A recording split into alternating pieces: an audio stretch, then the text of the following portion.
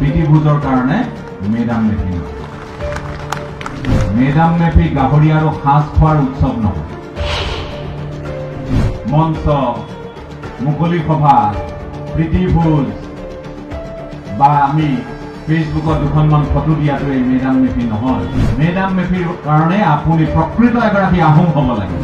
ফাঁচিখন আমাৰ বুলি কয়, ছানষ্টেটৰ পতাকাৰ লগত তুলনা কোনেনো আনিলে, কেতিয়ানো আনিলে? মই মোৰ কোঠা দেউতাক নেদেখিলো, মই মোৰ আজু ককাক নেদেখিলো, মোৰ বংশৰ মানুহে মোৰ তাতকৈ আগৰ মোৰ উপৰি পুৰুষে লৈ নাপালে ফাঁচি।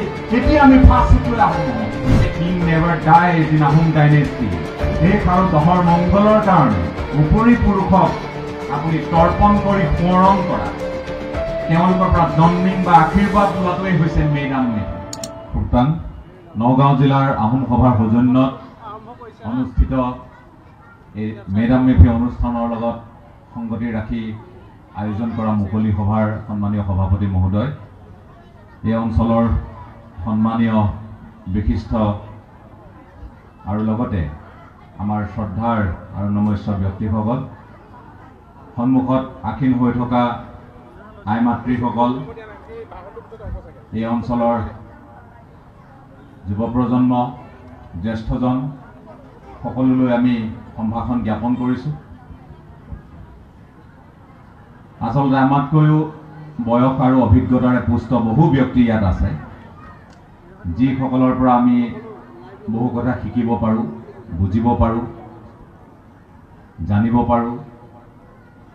গতিকে সেইসকল সন্মানীয় ব্যক্তিৰ তুলনাত জ্ঞান আৰু অভিজ্ঞতাৰ ফালৰ পৰা আমি তেনেই নিশিকিম।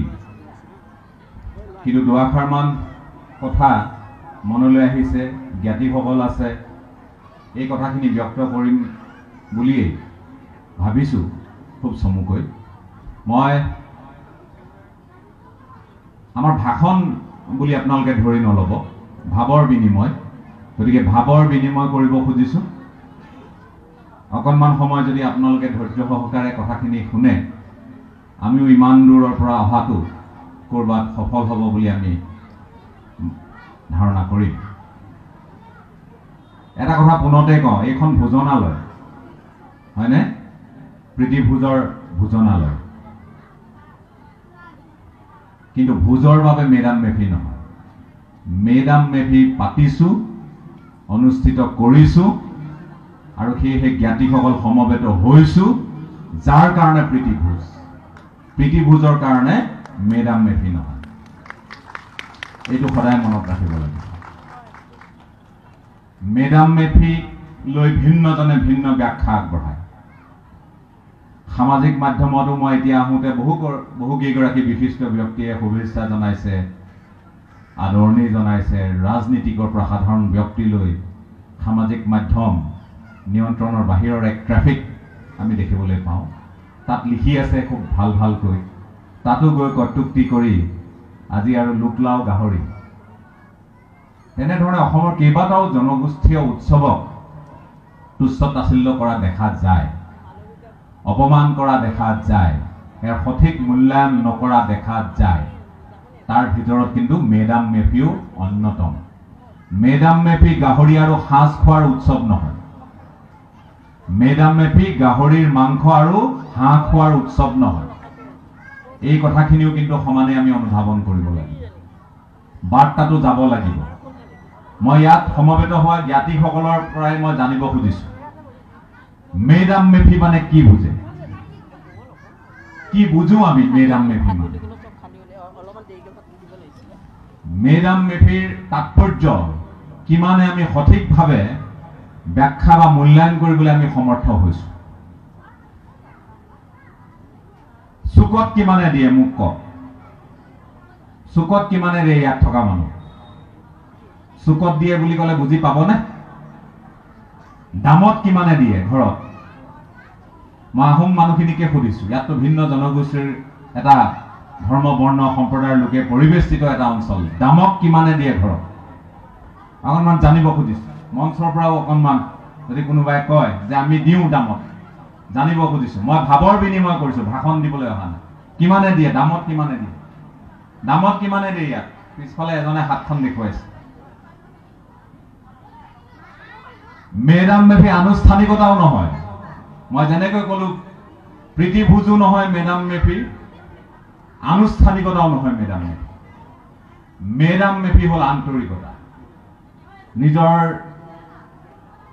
দেশ আৰু দহৰ মংগলৰ কাৰণে উপৰি পুৰুষক আপুনি তৰ্পণ কৰি সোঁৱৰণ কৰা, তেওঁলোকৰ পৰা জন্মিং বা আশীৰ্বাদ লোৱাটোৱেই হৈছে মেডাম মেফি।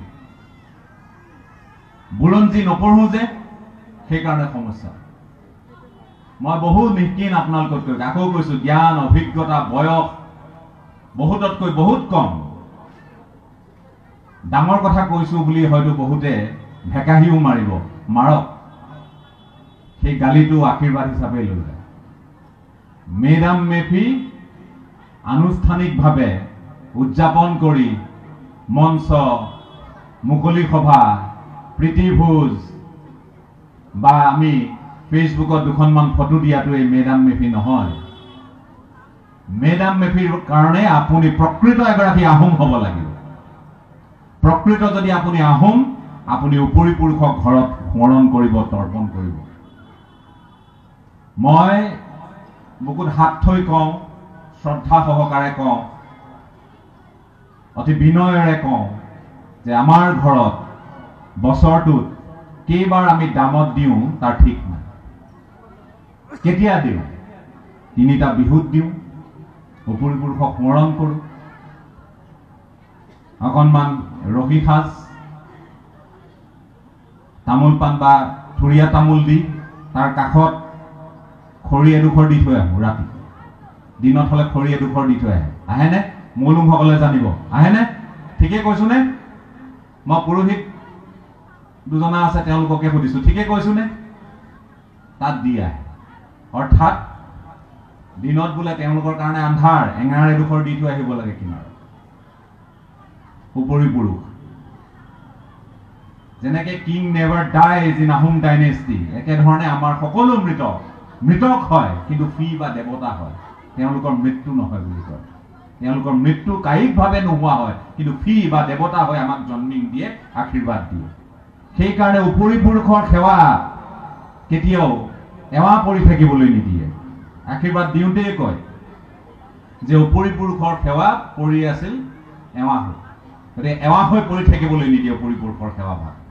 বছৰেকত আপোনাৰ 3টা বিহুত দিয়ে। ঘৰত মাংগলিক কিবা কাম কৰাৰ পূৰ্বে দূৰণিলৈ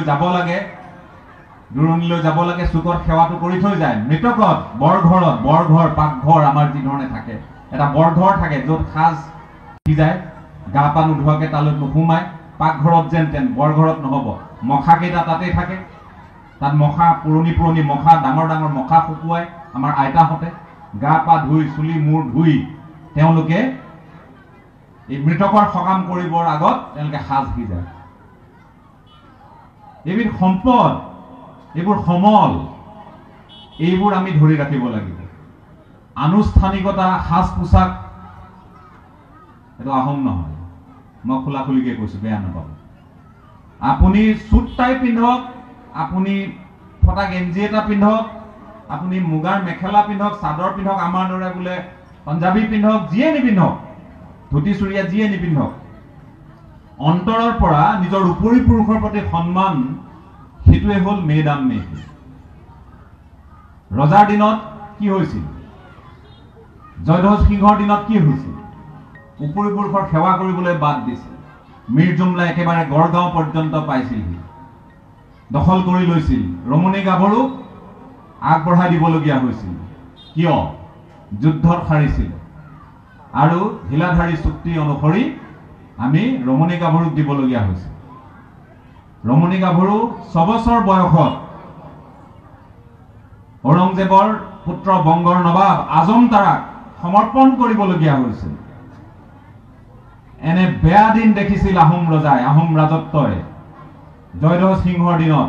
মূল কাৰণটো হ'ল উপৰি পুৰুষৰ সেৱা এৱা কৰি ৰাখিছিল, একাষৰীয়া কৰি ৰাখিছিল। আৰু যেতিয়াই চক্ৰধ্বজ সিংহ শিঙৰি ঘৰত উঠিল, যেতিয়াই তেওঁ ৰাজত্ব ললে, প্ৰথম কামটো কৰিছিল উপৰি পুৰুষৰ সেৱা কৰিছিল, মেডাম মেফি পাতিছিল। শৰাইঘাটৰ ৰণৰ পূৰ্বে উপৰি পুৰুষৰ আশীৰ্বাদ লৈছিল, দামত দিছিল। এই দামত দিয়াটো এই সাৰ্বজনীনভাৱে 31 জানুৱাৰীত হয় হিতেশ্বৰ শইকীয়াৰ দিনৰ পৰা 1983 চনৰ পৰা। আৰু আমি যিটো বাহ্যিকতা, এই বাহ্যিকতাটোক আমি সাৰ্বজনীন এটা দিনটোক আমি ললো ঠিকেই, কিন্তু যিটো আমাৰ ভিতৰৰ কাম, দায়িত্ব আৰু দায়বদ্ধ আহোমৰ যিটো কাম, সেই কাম ফেৰা আমি নকৰো। গতিকে মই আপোনালোকক আহ্বান জনাম, আপুনি কি ধৰ্মত মতি লৈ আছে, কোন পন্থা লৈ আছে, আপুনি ভাগৱতীয়া নে, আপুনি শংকৰ সংঘৰ নে, আপুনি আন কিবা পন্থা লৈ আছে, আহোম হিচাপে মোৰ তাত ক'বলগীয়া নাই। কিন্তু ভিতৰৰ কামখিনি নেৰিব, আৰু এই ভিতৰৰ কামখিনি নকৰাকৈ বাহ্যিকতাৰে মেডাম মেফিত পাতি আমি কিন্তু জাতি উদ্ধাৰ কৰিব নোৱাৰো। লৰাই খুলিব আপোনাক, আমাৰ দেখোন পুৰোহিত বংশৰ মানুহখিনিয়ে কৰি থাকে, বা বহু পুৰোহিত বংশ নহলেও বহু লোকে যিখিনি কৰি থাকে, ৰজাঘৰীয়া বহু মানুহে কৰি থাকে, ৰাজবংশৰ বহু মানুহে কৰি থাকে, বৰগোহাঁই, বুঢ়াগোহাঁই, সন্দিকৈ, গগৈ, লুকুৰাখন কোনেও বাদ নিদিয়ে। আমাৰ ঘৰতনো কেলৈ নহয় বুলি আপোনাক কণমানিহঁতে সুধিব এদিন, সুধিছেও চাগে, নহয়নে? এই প্ৰশ্নৰ সন্মুখীন হোৱা নাই জানো আপোনাৰ? আমি সকলো কাম কৰি আছো, আমি কি কৰা নাই নেকি? আমাৰ বস্তুখিনি চাব দেই, কথাবোৰ বৰ মন কৰিব। আহোম গাঁও এখনত বা মানে আমি সকলো যেতিয়া মিহলি হৈ থাকে আমাৰ মানুহবোৰ, ক'ৰবাত মিচিং এঘৰ থাকে, ক'ৰবাত আহোম এঘৰ থাকে, ক'ৰবাত ব্ৰাহ্মণ এঘৰ থাকে, ক'ৰবাত কলিতা এঘৰ থাকে, তেনেকুৱা গাঁও নাই জানো আমাৰ ইয়াত? বহুত গাঁও আছে। আৰু এই ভেটিটো মহামতী চাউলুং চুকাফাই গঠন কৰি থৈ গ'ল।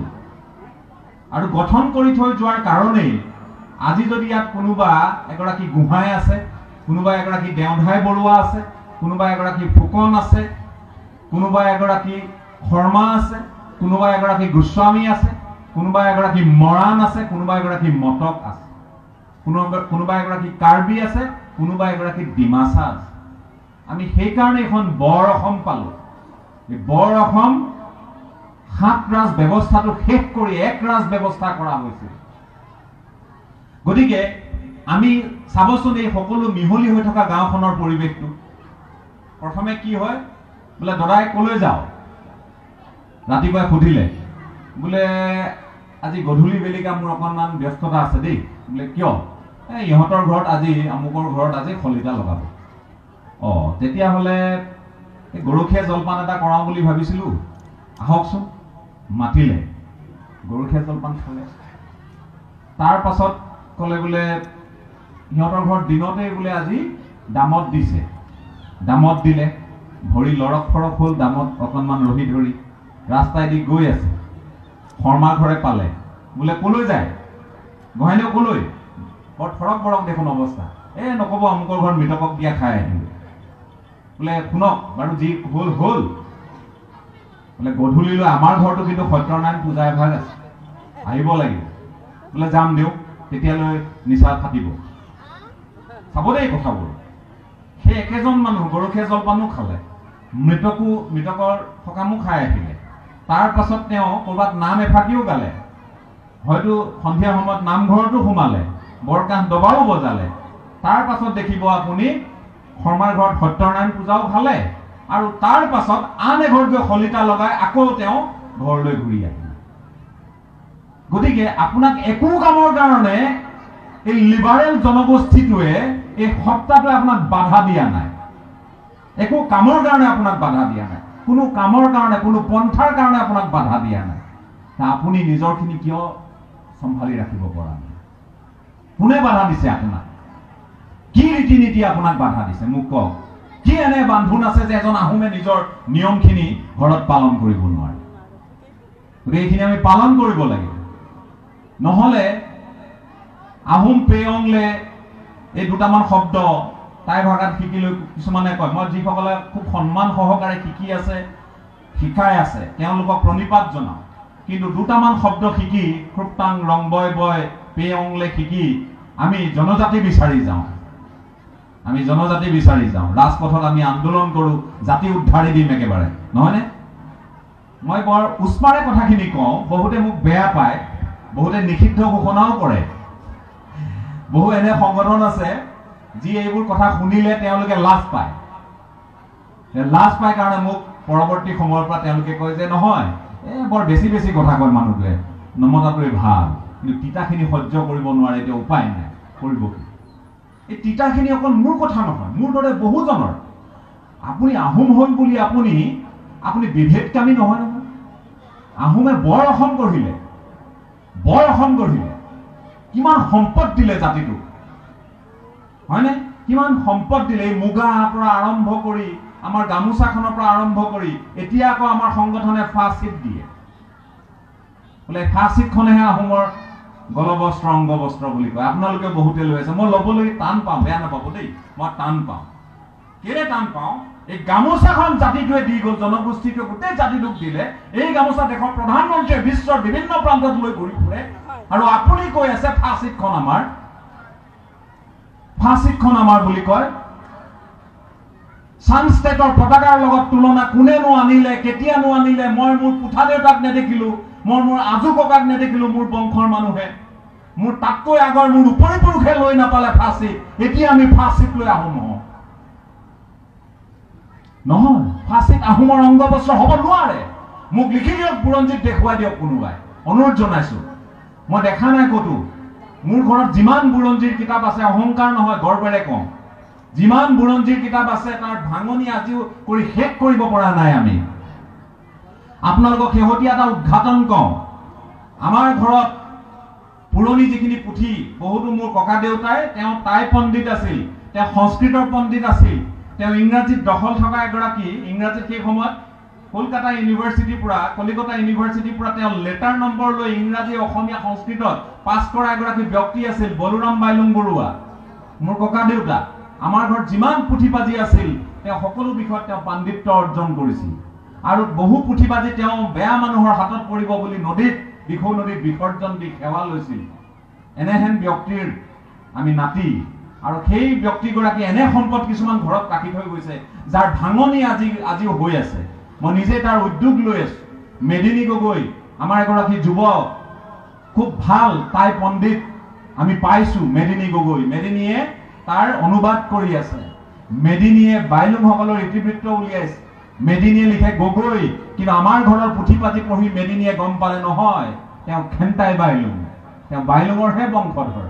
বহু মানুহে তাৰ মানে গগৈ লিখিলে। এতিয়া ওলাইছে এই বাইলুং বংশাৱলী, যোৱা বছৰ যেতিয়া উদযাপন কৰা হৈছিল খোৱাঙত, তাতে কথাবোৰ ওলাইছে, আৰু তাৰ সমল আমাৰ ঘৰত আছে। মই সেইকাৰণে কওঁ, উষ্মাৰে কওঁ, আমাৰো ভুল হৈছে। ভুল কি নাই হোৱা নেকি? মোৰো ভুল হৈছে। মই কিয় পঢ়িব নোৱাৰিলো তাই ভাষাটো? পৰিৱেশ কিয় নাপালো? আমাকতো পৰিৱেশটো লাগিব, পৰিৱেশটো আমি নাপালো। গতিকে আজি আমি ইয়াত সমবেত হৈছো। মই আপোনালোকক গালি পৰা নাই দেই, মই গালি পৰা নাই, টান কথা শুনোৱা নাই, ভুল ব্যাখ্যা যাতে লৈ নাযায়, ভুল বাৰ্তা লৈ নাযায়। আপোনালোকক মাত্ৰ মই সচেতন কৰিব খুজিছো, আপোনালোকক মাত্ৰ মই সজাগ কৰিব খুজিছো। এই পুথিপাতিসমূহৰ অধ্যয়ন, টাই ভাষাতে হওক, অসমীয়ালৈ অনুবাদ। আটাইতকৈ ডাঙৰ দুৰ্ভাগ্যটো ক'ত জানে? আপোনালোকে কেতিয়াবা গুৱাহাটীলৈ যদি যায়, তাত আমি বুৰঞ্জী আৰু পুৰাতত্ত্ব বিভাগ বুলি এটা বিভাগ আছে, যাৰ দায়িত্ব এগৰাকী অন্যতম বিশিষ্ট বুৰঞ্জীৰ গৱেষক, আমাৰ সকলোৰে শ্ৰদ্ধাৰ ডক্টৰ সংগীতা গগৈ বাইদেৱে লৈ আছে। সংগীতা গগৈ বাইদেউৰ লগত মই কথা পাতো, মাজে সময়ত যাওঁ। বাইদেৱে মোক কয়, এই লোহাৰ বাকচকেইটা দেখিছ? এইকেইটা দেখিছ? বাইদেৱে মোক তই তই বুলিয়ে মাতে। এইখিনি দেখিছনে? ক'লো বাইদেউ দেখিছো। এইখিনি যদি নষ্ট হবলৈ হয় জাতি শেষ।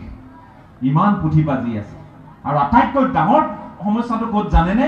সেইখিনি পঢ়িবলৈ বোলে আহোম মানুহবোৰ নাযায়, এইখিনিৰ প্ৰতি আহোম মানুহৰ আগ্ৰহ নাই। ৰেডিমেড বুৰঞ্জী আপোনাৰ হাতত আছে। এতিয়া বহু জনগোষ্ঠীয়ে, পৃথিৱীৰ বহু জাতিয়ে নিজৰ বুৰঞ্জী তেওঁলোকে মানুহক সুধি ইজনক সোধে, সিজনক সোধে, লিখি উলিয়াইছে। আমাৰ এই মৰাণসকলে এতিয়া নিজৰ ইতিবৃত্ত বিচাৰিছে, তেওঁলোকেও কৰিছে, মটকসকলে কৰিছে, কোনোবাই চুতীয়াসকলে কৰি আছে। মই নকৰিবলৈ কোৱা নাই। আহোম মানুহৰ হাতত ৰেডিমেড আছে, ঘৰত সাঁচি পাতত থকাখিনি উৱলি গৈছে। কি ৰাখিছে উপৰি পুৰুষৰ চিন ঘৰত? মোক কওকচোন কোনোবাই। আকৌ ভাবিব গালি পাৰিছে। গালি পৰা নাই। কি ৰাখিছে বাৰু ঘৰত? কি আছে? উপৰি পুৰুষৰ কি সম্পদ আছে কওকচোন। আমাৰ দুৰ্ভাগ্য কি জানেনে? আমি টেমি কটাৰী এখনো ৰাখিব পৰা নাই। আছে নেকি ঘৰত বিচাৰি চাবচোন আছে নেকি আছে কাৰোবাৰ ঘৰত থাকিলে বৰ ভাল কথা মই কৈছো আমি টেমি কটাৰী এখনো ৰাখিব পৰা নাই আমাৰ উপৰি এইখিনি বৰ চিন্তাজনক আৰু উদ্বেগজনক কথা দক্ষিণপাট সত্ৰত আউনীআটী সত্ৰলৈ গ'লে বৰ ভঁৰালত আমাৰ সম্পদৰে ঠাং খাই আছে আমি কিমান চহকী কিমান আমি পৰিপুষ্ট আছিলো সকলো দিশৰ পৰা তালৈ গ'লে আপোনালোকে দেখিব ভোক জৰা দেখিব তালৈ গ'লে আপোনালোকে মুঠি খাৰু দেখিব আপোনালোকে তালৈ গ'লে আটাইতকৈ ডাঙৰ বস্তুটো মই কওঁ মসৃণ এভাগ বস্ত্ৰ আছে মসৃণ মানে এই মসৃণৰ ব্যাখ্যা মই আপোনালোকৰ আগত দাঙি ধৰিবলৈ অসমৰ্থ ধৰি লওক এই কাগজখন যে আছে এই কাগজখনতকৈ পাতল এখন বস্ত্ৰ আছে 6 মিটাৰ মান আছে দক্ষিণপাট সত্ৰ আৰু সেই বস্ত্ৰখন হ'ল শিৰত আমি যে পাগ মাৰো পাগৰ বস্ত্ৰ মই দেখি হতবাক ইমান ধুনীয়াকৈ ৰাখিছে বোলে এই 6 মিটাৰহে আছে বোলে এখন কি কোনে ক'ৰ পৰা এইখনতো তেতিয়াতো মেচিন নাছিল ফেক্টৰী নাছিল ক'ৰ পৰা ইমান মিহি কাপোৰ আহিলে কৈছে এখন অসমৰ শিপিনীয়ে বৈছে চীনত দক্ষিণ চীনত শেষ বংশটো বোলে শেষ হৈছে তেওঁলোকৰ তাত এইবোৰ কাম হৈছিল গতিকে সেই বস্ত্ৰবোৰ ইমান মসৃণভাৱে অসমীয়া শিপিনীয়ে বৈছিল এতিয়া আমি ধুবুৰীৰ খেৰবাৰী দেশী মানুহ আৰু মিয়া মানুহৰ এটা অঞ্চল ধুবুৰীৰ খেৰবাৰীৰ পৰা মেখেলা চাদৰ আমি আনিম মানে আমাৰ বিক্ৰেতাসকলে হোলসেলত আনিব আমি পিন্ধিম আমি এইটো জাতি হলো এতিয়া এই কাৰবাৰ হৈছে আজি যে আমি ইয়াত গাহৰি মাংস হাঁহ কুকুৰা যিয়েই নহওক কৈছো আৰু ভোজৰ কাৰণে যে ব্যৱস্থা কৰিছো আমিও খাই আছো ভোজ ভিন্ন সময়ত সকামতো গাহৰিটো এতিয়া লাহেকে থাইলেণ্ডৰ পৰা আহিব থাইলেণ্ডৰ কোম্পানী আহিব বুলি কৈছে আহিলে ভাল কথা নাহিলেও ভাল কথা আহিলে যদি আমাৰ নিয়ন্ত্ৰণত থাকে ভাল কথা কথাবোৰ আমাৰ নিয়ন্ত্ৰণত নাথাকিলে বেয়া কথা হ'ব হয়নে নহয় গতিকে এই গাহৰি 12,000 কোটি টকাৰ ব্যৱসায় এটা আছে এই গাহৰিৰ 12,000 কোটিৰ ব্যৱসায়টো আমি ধৰি ৰাখিব পৰা নাই অথচ আমাকেই লাগে গাহৰি খৰিকাত দিয়া গাহৰি লাগে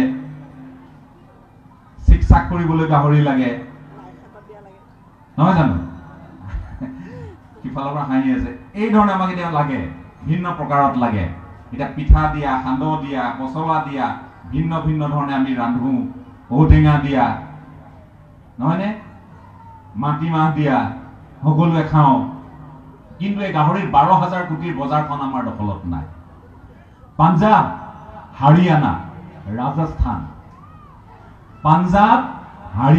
ৰাজস্থান আপোনাৰ মোৰ দৰে গাহৰি খোৱা মানুহ তাত নাই জিৰো শূন্য এজনো গাহৰি খোৱা মানুহ নাই কিন্তু আপোনাক যে গাহৰিটো খুৱাব লাগিব এই অসমৰ যে ভিন্ন জনজাতীয় মানুহখিনিক জনগোষ্ঠীয় মানুহখিনিক গাহৰি খুৱাব লাগিব আমি যে গাহৰি উৎপাদন কৰিব নোৱাৰো আমি যে চাৰিআলি তিনিআলিত আমি দেশ আৰু জাতি উদ্ধাৰৰ বাবে অকল কথাৰ মলহা মাৰিব পাৰো হয়নে আমি ইনকলাব জিন্দাবাদ ক'ব পাৰো ৰাজপথত টায়াৰ জ্বলাব পাৰো কিন্তু আমি গাহৰি পুহিব নোৱাৰো আৰু গাহৰিৰ 12,000 কোটিৰ মাৰ্কেটখন আমি দখল কৰিব নোৱাৰো আৰু যাৰ কাৰণে পঞ্জাবৰ গাহৰি নোখোৱা মানুহে অসমীয়া কেইটাক গাহৰি বিক্ৰী কৰিব যাৰ কাৰণে হাৰিয়ানাৰ গাহৰি নোখোৱা মানুহে আপোনাক মোক গাহৰি বিক্ৰী কৰিব যাৰ কাৰণে ৰাজস্থান মাৰুৱাৰী মানুহৰে ভৰপুৰ ৰাজস্থানে আপোনাৰ মোৰ কাৰণে গাহৰি পুহিব আৰু গাহৰি আমাক আহৰি কৰিব মই প্ৰসংগক্ৰমে কৈছো গতিকে আমি ইতিহাসৰ পৰা শিক্ষা লোৱা নাই এই জাতিটোত শিপিনী আছিল এই জাতিটোত হালুৱা ৰনুৱা বনুৱা এই জাতিটোত আমি একেজন মানুহে হালু বাইছিলে পথাৰত একেজন মানুহে পুখুৰী সিঁচিব জানিছিলে একেজন মানুহে গড় বান্ধিব জানিছিলে একেজন মানুহে পুখুৰী বান্ধিব জানিছিলে আমাৰ মানে শিৱসাগৰ এইবোৰ যে জয়সাগৰ পুখুৰীবোৰ এইবোৰ খন্দা নহয় দেই এইবোৰ বন্ধা পুখুৰী এইবোৰ খন্দা পুখুৰী নহয় খন্দুৱা নহয় এইবোৰক বন্ধুৱা পুখুৰী বুলি কিয় কয় কাৰণ পাৰটো বান্ধে মাটি নাখানে যমুনা খান্দে পাৰ বান্ধে পানীৰ সোৰ্স কোট আছে চাই তাৰ পৰা ফোঁৱাৰা ওলাই সেই পানীৰে পুখুৰী পৰিপূৰ্ণ হয় এইবোৰ বান্ধে ইমান সায়েন্স এণ্ড টেকনলজিত আমি পাৰ্গত চাও আজি আমি তেতিয়াৰ দিনৰ পৰা আমি ইমান পাৰ্গত আমি নামদাং শিলৰ থাকো আজিও ভগা নাই। তাত মেথমেটিক্সৰ মানুহে জানিব, তাত অংকৰ মানুহে জানিব তাত সাইন থিটা কস থিটাৰ প্ৰয়োগ কেনেধৰণে হৈছিল, হয়নে? আমি যে কওঁ sine theta cos theta tan theta cosec থিটা এইবোৰ যে কওঁ, এই কথাবোৰ আমি সেই দলংখনৰ প্ৰয়োগটো দিলীপ গোহাঁই ছাৰ আছিল, আমাৰ দিলীপ বুঢ়া গোহাঁই ছাৰ প্ৰয়াত, তেখেতে গড়গাঁৱৰ বুৰঞ্জী বুলি কিতাপখনত লিখি থৈ গৈছে, নামদাং শিলৰ সাঁকো কিয় নাভাগে। ইমান বিজ্ঞানৰ সুপ্ৰয়োগ, পুখুৰীত পানী কিয় নুশুকায়, ইমান বিজ্ঞানৰ সুপ্ৰয়োগ। পহুগড় ক্ষমা কৰিব, পহুগড় এখন মুক্ত চিৰিয়াখানাৰ কনচেপ্ট, য'ত কোনো জাল নাই, বেৰ নাই, অথচ সকলো প্ৰাণী আছিল। পহুগড় জয়সাগৰৰ কাষত, এইখন নোহোৱা হৈ গ'ল, এইখন নোহোৱা হৈ গ'ল। তাত ঘৰিয়াল পৰ্যন্ত আছিল বোলে, নোহোৱা হৈ গ'ল। কাৰ হেমাহি? একটো হ'ল আমাক শোষণো কৰা হ'ল, আমাক এনে এটা পৰ্যায়লৈ ঠেলি দিয়া হ'ল, আমি নিজৰ ভাতমুঠিৰ কাৰণে বেছি চিন্তা কৰিবলগীয়া পৰিস্থিতি এটা হ'ল। গতিকে আমাৰ সেই ৰাজবংশৰ তেজ, 600 বছৰীয়া এই তেজোদীপ্ত আমাৰ যি চিন্তা চেতনা সকলোখিনি লোপ পালে। গতিকে আমি বনোৱাও নহ'লো, ৰনোৱাও নহয়, এতিয়া আমি একোৱেই নহয়, আমি ভাল খেলুৱৈও নহয় দুজনমানৰ বাহিৰে, অম্লানহঁতৰ দৰে, লাভলীনাহঁতৰ দৰে দুজনমানৰ বাহিৰে আমি ভাল খেলুৱৈও নহয়। গতিকে কি হৈ আছে? আমি উৎসৱ সময়মতে উদযাপন কৰিম, ঠিকেই আছে। আমি উপৰি পুৰুষক স্মৰণ কৰিবলৈ ক'ৰবাত মই ভাবোঁ যে দ্বিধাবোধ কৰিব লাগে, যে তেওঁলোকৰ আদৰ্শেৰে আমি আগবাঢ়িব পৰা নাই, তেওঁলোকে দেখুওৱা বাটেৰে আমি বাট বুলিব পৰা নাই, তেওঁলোকৰ শক্তিৰ উত্তৰাধিকাৰী আমি নহ'লো, তেওঁলোকৰ চিন্তা চেতনাৰ উত্তৰাধিকাৰী আমি নহ'লো। এইখিনি বৰ দুৰ্ভাগ্যজনক কথা। সেয়েহে আমি কওঁ যে আমি নতুন যিটো প্ৰজন্ম, এতিয়াও শেষ হৈ যোৱা নাই দেই। মই কোৱা কথাখিনিতে আপোনালোকে চিন্তা কৰি ল'ৰাটোৱে পায় কথাখিনি কৈ গ'ল, বৰ চিন্তাই লাগিছে। নকৰিব চিন্তা, উৎসাহিত হ'ব, ন উদ্যমেৰে আগবাঢ়ক, ঘৰত দামত দিয়া গোটেই কামবোৰ আৰম্ভ কৰক। আপুনি আহোম হ'লে আপুনি ভাল অসমীয়া নহ'ব, ভাল ভাৰতীয় নহ'ব, এইবোৰ কথা নহয়তো। আপুনি ভাল আহোম হ'লেহে ভাল অসমীয়া হ'ব, ভাল আহোম হ'লেহে আপুনি ভাল ভাৰতীয় হ'ব। এই কথাখিনি মনত ৰাখিব লাগিব। কাৰণ এতিয়া আপোনালোকে চাওক, মই কৈছোঁ যে গামোচাখন আমি এটা বন্ধাকবি দিলোঁ, বন্ধাকবি এটা অসমীয়া জাতি, মই বন্ধাকবিৰ সৈতে যদি তুলনা কৰোঁ, আমি এখিলা এখিলা পাত যোৰা দি আমি এটা বন্ধাকবি নিৰ্মাণ কৰিম, হয়নে?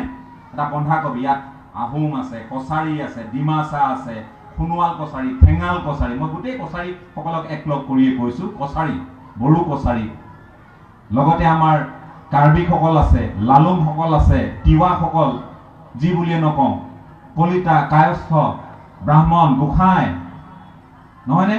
আমি কিমান মানুহ ইয়াত আছোঁ সমৃদ্ধ হৈ এই বন্ধাকবিটো। এইটো আহোমসকলে স্বৰ্গদেউ চাওলুং চুকাফাই দি যোৱা সেই আধাৰ বন্ধাকবি। আৰু আপুনি এতিয়া কৈ আছে বন্ধাকবিৰ ভিতৰত পাতখিলা মই, তাৰমানে ফাঁচিতখন মোৰ, গামোচাখন মোৰ নহয়। এইবোৰ হ'ল পশ্চাদমুখী কথা।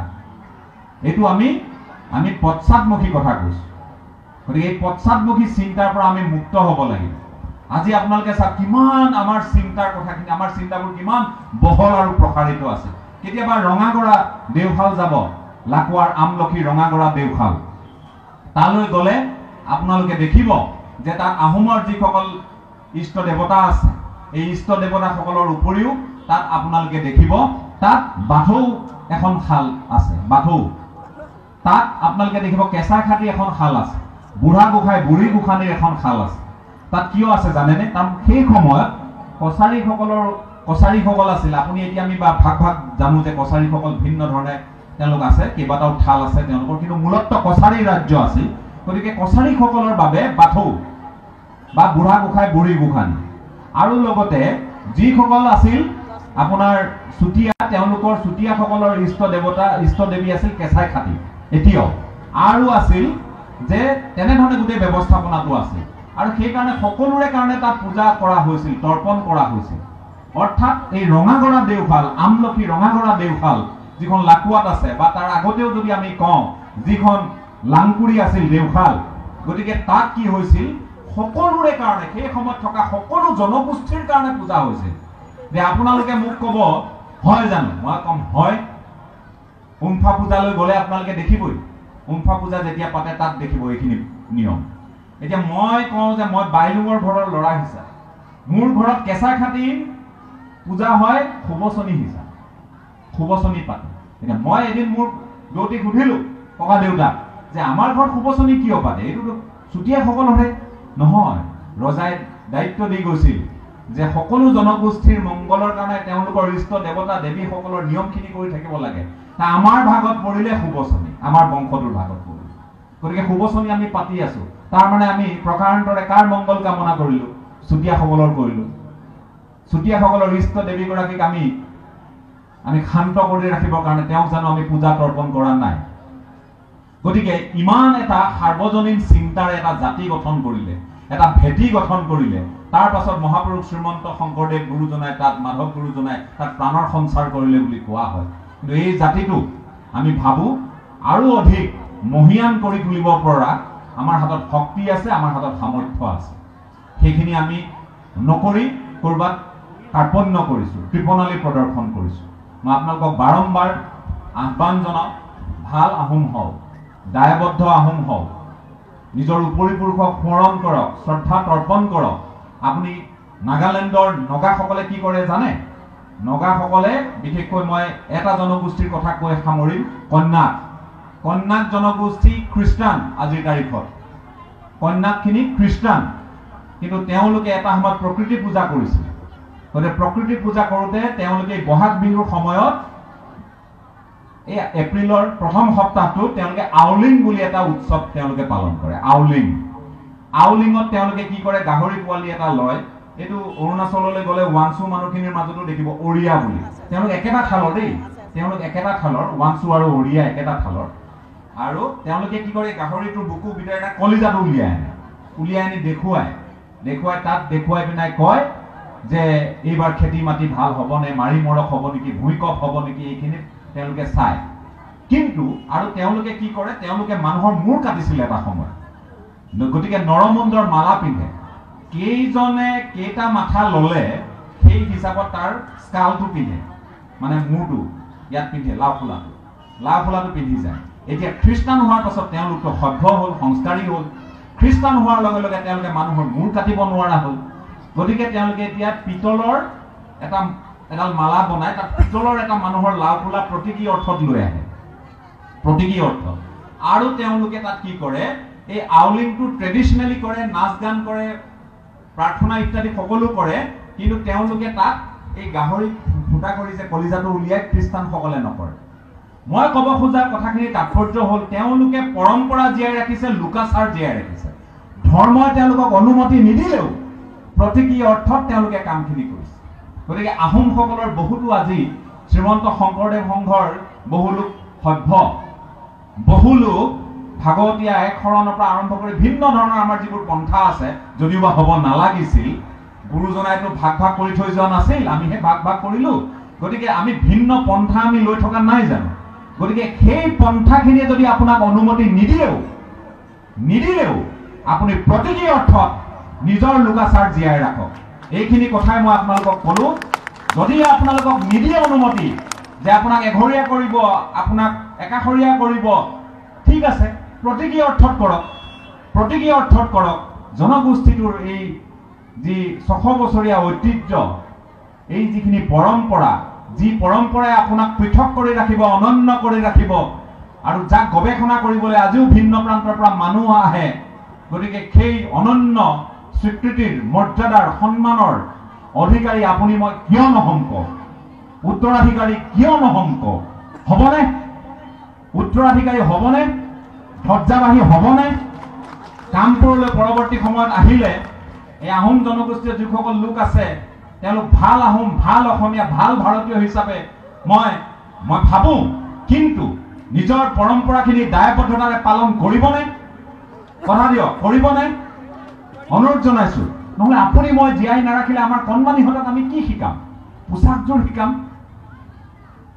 দৰ্জিক গৈ কম এইখিনিয়ে যে মোৰ এই পোচাকযোৰ লাগে, এইখিনিয়ে কম নে পৰম্পৰা ৰাখিম? পৰম্পৰা ৰাখিব লাগিব দেই। পৰম্পৰা মূল কথা। আজি পৃথিৱীৰ সকলো জনগোষ্ঠীয়ে নিজৰ পৰম্পৰাক মহিয়ান কৰিব খোজে। আমাৰ ৰীল, আমাৰ ইনষ্টাগ্ৰাম, আমাৰ ফেচবুক, আমাৰ হোৱাটছএপ, সকলোতে এই মহান কীৰ্তিৰাজি মহিয়ান কৰি আমি তুলিব লাগিব, যাতে এই আহোমসকলে বৰ অসম গঢ়িছিল, এই আহোমসকলে বৰ অসমৰ ভেটি নিৰ্মাণ কৰিছিল, এই আহোমসকলে ভাষা ধৰ্ম একো জাপি নিদিয়াকৈ সকলোৰে লগত মিলি গৈছিল। আৰু সেইকাৰণে আহোম বহুতৰ তুলনাত আজিও মহিয়ান হৈ আছে। মই গুড়া আহোম নহয়, মই এইখিনি কথা কৈ মই নিজকে গুড়া আহোম হিচাপে প্ৰতিপন্ন কৰিব খোজা নাই, কিন্তু মই এগৰাকী দায়বদ্ধ আৰু ভাল আহোম হিচাপে এই আমাৰ যিসকল পূৰ্বপুৰুষ উপৰিপুৰুষ ফি দেৱতাসকলৰ এই মহান যিটো লিগেচি এইটো মই আগবঢ়াই নিব খুজিছো আৰু ভাল অসমীয়া ভাল ভাৰতীয় হিচাপে নিজকে সজীৱ আৰু উজ্জীৱিত কৰি ৰাখিব খুজিছো। সেইখিনি প্ৰাৰ্থনা আপোনালোককো জনাই আজি এই যিখন স্মৃতি গ্ৰন্থ এইখনো মই শুভ উন্মোচন কৰাৰ দায়িত্ব যিহেতু লাভ কৰিলোঁ, এইখনো শুভ উন্মোচন হোৱা বুলি ঘোষণা কৰিছোঁ। আৰু ক'ৰবাত যদি ভুল ত্ৰুটি ৰৈ গৈছে, আমাৰ কথাৰ মাজত কিবা বিসংগতি যদি ৰৈ গৈছে, গতিকে নিজৰ এগৰাকী সন্তান সহোদৰ বুলি আপোনালোকে যাতে নিজ গুণে সেইখিনি ক্ষমা কৰে, সেইখিনি আহ্বান জনাই আমাৰ দুআষাৰ ইমানতে সামৰণি মাৰিছোঁ। ধন্যবাদ।